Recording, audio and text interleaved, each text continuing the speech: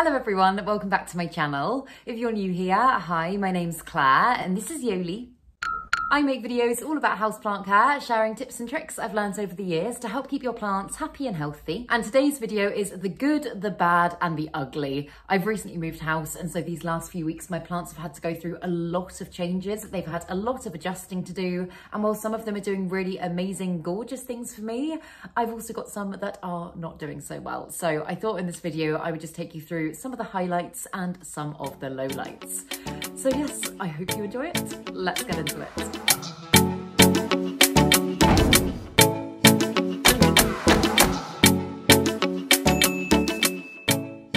So I haven't quite figured out yet where the best spot in my new flat is going to be to film my videos. So I'm for now just filming them here, which is in a corner of the room, sat on the floor. It feels a little bit cramped and I've got lots of plants around me, but I'm making it work for now. So update number one, let's start with a positive one. My Philodendron Splendid. Oh, if she will even fit in the camera, I might need to put a shot of her in. Look how well she's doing and look at the size of this new leaf. This one started unfurling literally just as I was moving, and I packed her into the van to take her here, and I was just like, oh God, I really hope that new growth is okay, because obviously with new growth, sometimes if it's still unfurling and the plant does go through a big environmental change, then it can be really badly affected. I have literally done all I possibly can to try and keep the environment in here as similar as possible to where it was before, but obviously they were in a conservatory before and the light there was just amazing. So this one's currently just up against one of my windows and seems to be doing well. I don't want to jinx anything with any of these positive updates because, as I say, I know 2.5, 3 weeks is not enough time to properly know how my plant's going to do in the new space, but the fact that this leaf is doing so well just makes me so happy. And in one of my repot and chat videos recently, I put this clear plastic on the back of the pole just to try and contain the moisture a little bit better and hopefully get some really good aerial roots going so that I can at some point chop this plant, because I'd really like to try and conserve the bigger growth at the top of the plant and not so much the little diddy bits at the bottom. But since I've done that, it has stayed hydrated so much better. And as you can see, the aerial roots it's given me now are absolutely insane. So to be honest, I think I could probably chop it now. I don't know, like, I know that was my goal and I know that's why I did it, but the thought of chopping it still makes me a little bit scared because it's just so big and beautiful now. But then I also think about what it would be like if I did chop it and what the growth would be like then. So I think I might do that in a video at some point soon. But yeah, I'm really happy with how it's getting on. One of you also said that if I didn't want to do the plastic like I've done it at the back there, I could have just wrapped cling film around the pole and essentially kind of air layered the pole, if that makes sense. And that's such a good idea. To be honest, I didn't even think of that. I do use cling film for air layering normally, but I didn't think of it for this, so I will do that in the future because I think it will be a lot easier. But this plant just makes me so happy. It started as such a little cutting that I got from Memo at the plant swap about 7 months ago. If I can find a clip of it, I'll put it in then. And if you see how far it's come in such a short space of time, it makes me feel like such a proud plant parent, and I'm really excited to watch her continue to grow. If I chop her, as I say, I will do it on camera because I feel like I need your support, because it will be a very scary moment, but I think she will do well if I do. And yeah, then I'll just have a really big, gorgeous, full plant. But yeah, so that is positive update. Some of these updates as well are plants that are quite big and I can't easily bring over here, so I'll have to take the, whoa, she almost fell over. Let's put her here a little bit more securely. I will have to take the camera around to show you them, but I will do all of the ones here first and then I will take you around. But okay, this is another positive one, but I actually don't know if I've showed you this plant in my videos yet. I don't think I have. So this is a Philodendron Silver Sword, and I know I have got 2 silver swords already. I love the silver swords so much. And my friend Sophie, who's Wholesome Houseplants on Instagram, I went to her house recently and she knows how much I love that plant. And she was like, I've got this rescue one. It's not doing very well. Would you like it? And obviously I said yes. So this is what it's looking like. As you can tell, that leaf there has been looking like that since I got it, and it's quite yellowy, and I actually thought it would die back and it hasn't yet. It did also have a broken stem, so again I thought I might lose that leaf, but I've just taped, I actually don't know what this is, I found just like a little metal rod and I just taped that to the stem and sellotaped it up. And since I've done that, that leaf has also been hanging on in there. But the reason it's in the positive updates is because look at the new growth it's giving me. It's got this gorgeous little section down here, and then this auxiliary bud here is also getting ready to pop as well. And I watched Wild Fern's video where she got her massive Philodendron Silver Sword, and it blew my mind. I love this plant so much anyway, but when I saw hers, I was like, oh my goodness. The day mine gets to that level, I will be incredibly happy. So the fact it's giving me new growth already is very encouraging. And I'm kind of thinking maybe at some point I could pot them all up together, kind of get a really, really big one going, because as I say, I have got my little Philodendron Silver Sword, and I've also got a cutting that I got from my friend Lottie at the plant swap. So maybe I will do that, but for now I'm just focusing on getting this one as healthy as I possibly can, potentially introducing a pole quite soon so that it's got something to climb. But I think because it has been chopped, as you can see there, it's been chopped at the top, I assume to propagate or just to kind of conserve the healthy section of the plant. I don't know how beneficial a moss pole would be. Have I just completely contradicted myself? Yes, I think I have. I'm pondering the moss pole, but I'm not there yet. I don't think it's quite there yet. But yes, that is another positive update, and I've got a not so positive one sat right in front of me, so I'll do that one. This is a plant that, to be honest, wasn't doing well even before the move. I'll hold it up, it's very heavy because it's got pond mixed in with it. But this is my Philodendron Sodori AF, and as you can see, almost all of its leaves are damaged, yellowing, have got brown, oh, that was Yoli if you heard that noise, got browning patches on them. And it did have thrips very badly for quite a long time. And then I got rid of the thrips and it got spider mites, and it is pest free now. I've given it such a good check. I've been checking it for weeks and weeks and weeks, and I can't see anything at all. And I also think that part of the reason that it's looking not as healthy as it could be is it isn't the highest light plant. It's a crawler, which means it generally grows quite close to the floor.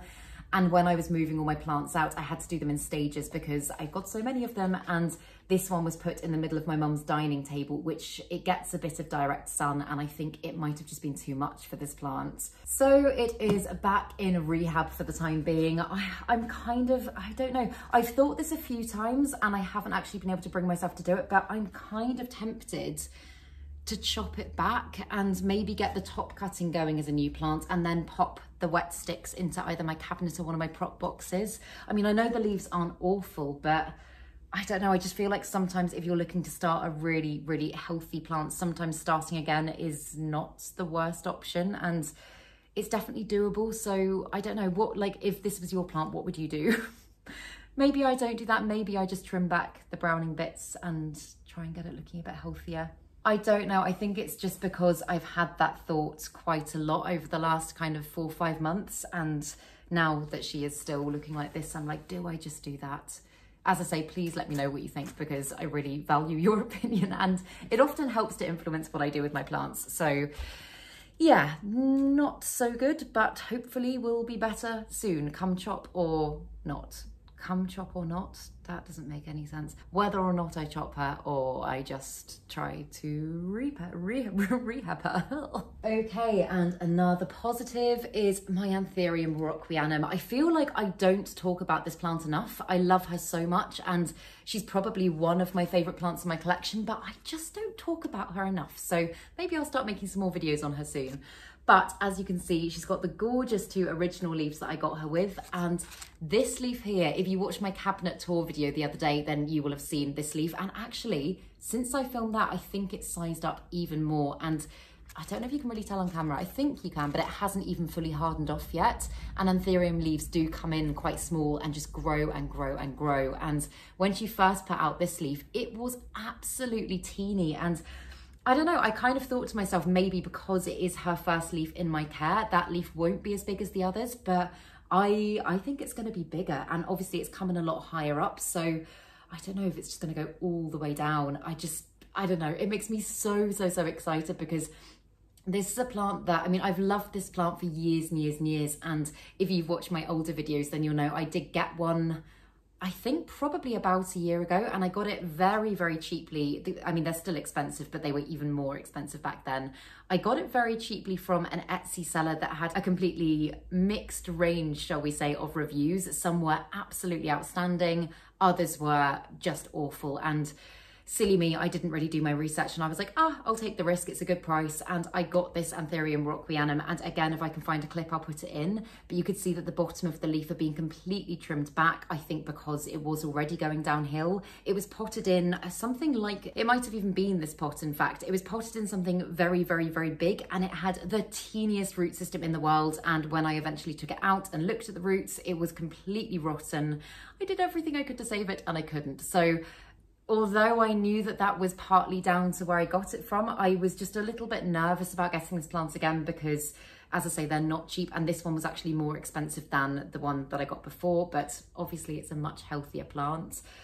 But I don't know, it just freaked me out a little bit because I didn't know if I'd be able to give it the proper care, and I'm glad that it's doing good things, basically, is what I'm saying, because I just think the veination on it is stunning. I love dark leaf plants like my Alocasia Friedeck as well. All of those, all of my velvet leaf anthuriums, I love them so much. They just do something for me. They're almost not like plants. Like when you think of kind of, I don't know, for me, like British plants, non-tropical plants, shall we say, they look so otherworldly and beautiful, and I'm so glad this one's doing well for me. She is in my cabinet, and I think I said in the video the other day, I'm not sure how long she's going to fit in my cabinet for, but for now, she's doing well, and I will 100% keep you updated on that leaf, because I've seen some pictures of people's Warocquianums where they're literally, I mean, half the height of me. They are huge. And I don't think it's going to be that big at this stage, but if she continues this way, then you never know, maybe. And this is another not so positive update, and I'm really sad about this. My Variegated Monstera, the one that is kind of more highly variegated, in fact, she doesn't look as bad on camera, but she's really, really browning, and that beautiful new leaf that she's just given me has come in, and it's got so much brown on it. And I know that this is down to, firstly, underwatering, and secondly, lack of light, because when I first moved in here and I was trying to figure out places, she actually really doesn't look bad on camera. I feel like maybe I'm showing you her good side. I'll put some clips in because I don't think I'm being over dramatic about this. I was really sad about this. But when I first moved in, a lot of my highlight plants went straight up against the windows, and I've still got quite a few of them there. This one she has done okay in kind of medium light conditions. I mean, I say medium light, shade within a conservatory. She's done okay like that. And so I kind of thought maybe she'd be okay in my bedroom. And so for a couple of weeks, she was about 3 meters back from is that north facing? Or maybe it's west facing, I can't remember, but she just was not getting as much light as she was before. And although, yes, to a certain extent, plants can adjust, if you take them straight out of one condition and just pop them into another, you need to kind of gradually acclimate them so that they're going to be okay. And I just didn't do that with this plant just because I had so much to do and I had so many plants to get in and think about. A lot of things got overlooked. So she's definitely not doing as well as she could be. And the other thing that I was going to say about quite a lot of my plants, I'll speak about it more with my pink princess when I show you her in a minute, but I didn't have central heating or hot water or anything like that for the first couple of weeks that I moved in. So I was using lots of plug-in radiators to just keep it warm in here. And although I did have humidifiers running, oh my God, plug-in radiators are probably the worst. They're kind of like fan heaters. They put out so much dry heat. And obviously that is something that can cause variegation to brown as well. So yeah, she's not doing as well as she could be. And I'm just really sad that that lovely new leaf, which, I mean, if you look at her last leaf, it had gorgeous, gorgeous fenestration. This one looks to be even more fenestrated. And I'm just really sad that it's going to be a bit brown and miserable when she was so lovely before. But it's okay. It's just one of those things. I was fully prepared for the fact that there was going to be plant drama when I moved. And as I say, I'm pretty sure this is just the start of it, but I have adjusted her conditions now, and I really hope that she kind of picks up and does a little bit better soon. Maybe I'll do another updates video in a couple of weeks and I'll show you updates on these plants and hopefully no more that are going wrong, but it's inevitable, isn't it? And then the last positive plant update before I take you round and I show you some more that are too big is my Anthurium Magnificum. And look at this new leaf. I mean, I love the colour of the new leaves anyway. I think they're just stunning, but I think this is going to be a big one. It's kind of like the Warocquianum leaf. They size up very gradually, but bearing in mind that was the last leaf that she gave me. And if you can tell, it's really, really big. I think this one's going to be absolutely gorgeous. And anthuriums on the whole, again, I don't want to jinx it, but on the whole do, in my experience, kind of adapt better with change. Like I've moved, they're more robust basically. I've moved a lot of my anthuriums in and I haven't worried about them too much. But that being said, although I wasn't as worried about this new growth being affected in terms of just dying off or yellowing or anything like that, they are so fragile. Like the velvety new leaves of anthuriums are, they're not exactly thin, but like if that brushed against one of my euphorbias, for example, it would just rip so easily. And I was going to say there's a lot of plants that wouldn't. There are a lot of plants that wouldn't. If you think of rubber plants or bird of paradise or anything like that, although yes, they are still prone to damage, they're just a little bit more resilient. Does that make sense? But yeah, I'm glad she's here safely, and I'm glad that this new leaf has not got any damage on it, because some of her older leaves were very damaged. And I've said it before, it doesn't really bother me, to be honest. I still think she's a gorgeous plant, and I'm just happy that she's healthy and that she's still producing growth. But I'm really excited about this leaf. I know it's not a huge update and it's not mega exciting, but I just kind of like documenting my anthurium leaf growth, because as I say, I feel like in a few weeks' time, this one will probably be, I don't know, I want to be like that big. We'll see. I'll let you know. But those are all of the updates that I can fit here. But I will turn the camera around and I'll take you round to some that are also doing well / not so well. So this update, I guess, is kind of a combination of a good and bad update. As you can see, my Monstera dubia has given me this gorgeous new leaf with double fenestration, and I'm so happy about that. That was a leaf that was unfurling whilst I was moving. So again, I was worried about this plant. This plant is my pride and joy. I love her so much. She's almost as tall as me now, which is just really crazy. And I think she's beautiful. But as you can see, this leaf, I mean, firstly, this leaf definitely hasn't hardened off as quickly as the other ones have previously. Again, I think that's down to just light and changes in conditions such as humidity and heat and stuff like that. But also there is a little bit of damage on this leaf here, and I know I shouldn't be too obsessed about that. It's nothing major. I just think because she was so quote unquote perfect before, and I know plants aren't meant to be perfect, but she was just doing so well. I'm just a little bit like, oh, okay, right. As I say, I really do know it's nothing major, and I'm probably being very, very silly about that. But I'm hoping that leaf is still gonna size up in the same way as the other ones have. Like, I would ideally not like her to go back to being any smaller. I've at the moment just put her there facing out of the window with some of my other plants that also need fairly high light. That window only gets very gentle morning sun at the moment because it is pretty much winter here. I did have her over there in between the doors before, and she looks gorgeous there. And I think come summertime, she'll be absolutely fine there. But just at the moment, I don't think it's quite enough for her. So when people come round, she can go there and she can look beautiful there. But practically in terms of keeping her as healthy as possible, I think she does need to be by the window before. But what I did think because obviously that leaf was already on its way out when I started moving, I kind of thought that maybe her growth would slow a little bit. And as you can tell, it hasn't. She's already given me another new leaf that, oh, if I can very carefully look, also has fenestration, and I'm not quite sure if that might be a stress thing. Oh, hello, Yuli. That was a big grunt. I'm not sure if that's a stress thing or if she is generally happy there. We'll just have to wait and see. As I say, it's really early days, and I know I'm giving you all these plant updates, but 3 weeks is just kind of bare minimum to acclimate plants that have been used to growing in tropical conditions. So coming into this house, it's been very dry air, not a lot of light and all that sort of stuff. It's going to take some getting used to, but I'm going to say that this is a positive update because she is still growing, she is still fenestrating, and she doesn't look unhealthy. Like, that's not unhealthiness, it's just a little bit of, what's going on? So yeah, that's the first update. And then over here, my bird of paradise. So again, she was giving me these leaves before I moved, but look at the size of her most recent 2 leaves. Like, oh, can you tell? It's absolutely ridiculous.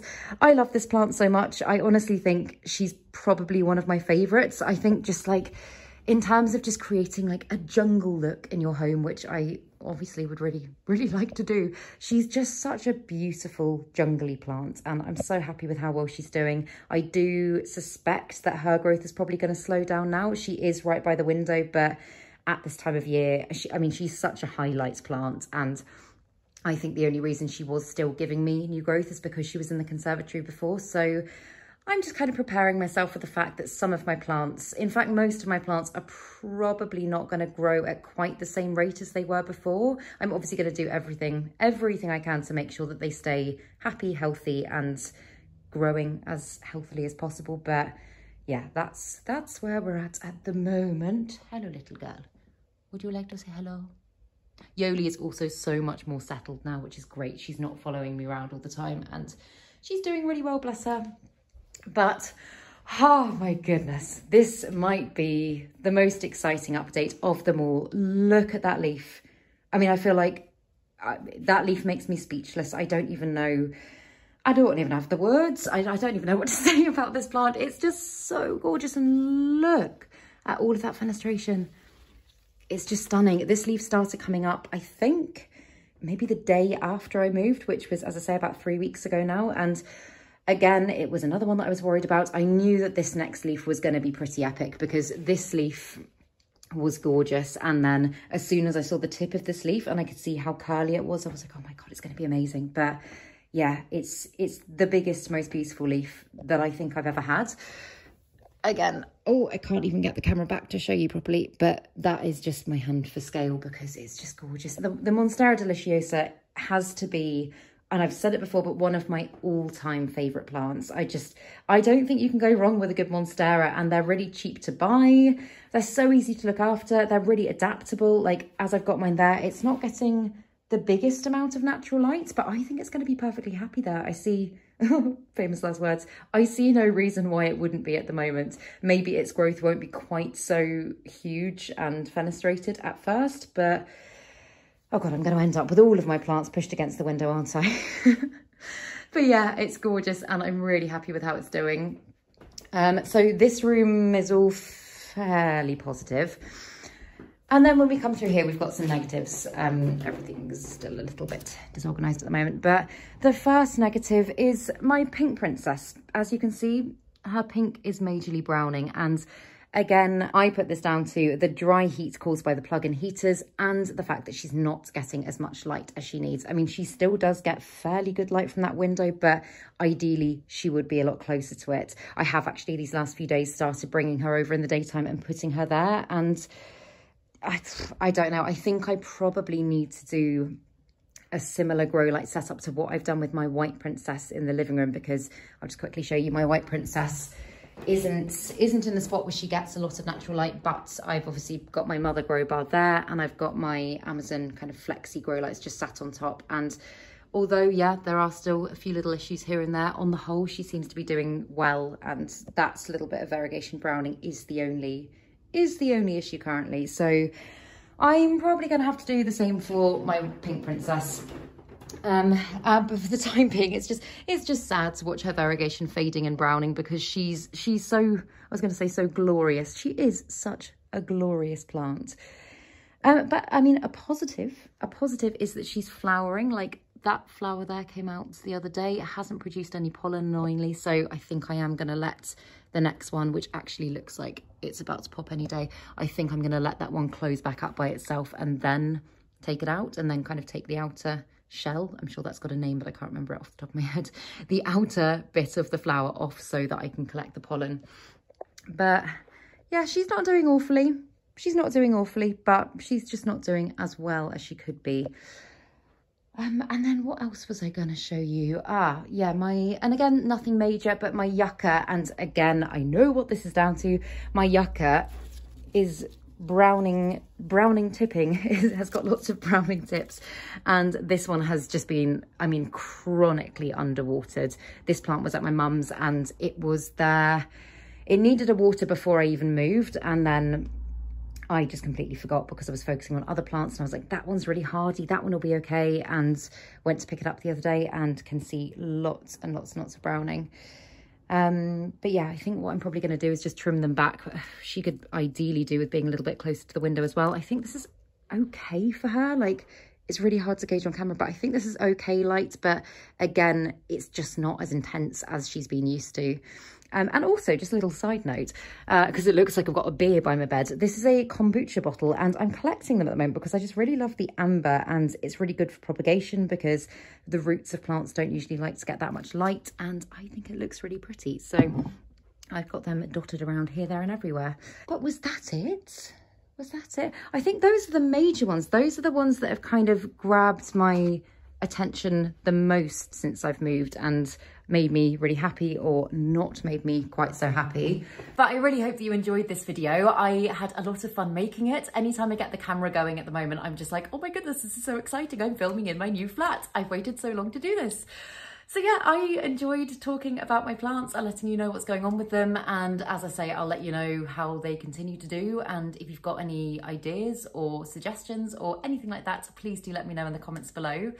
But if you did enjoy this video, please make sure to give it a thumbs up, subscribe to my channel, have a lovely day, and I will see you in the next video.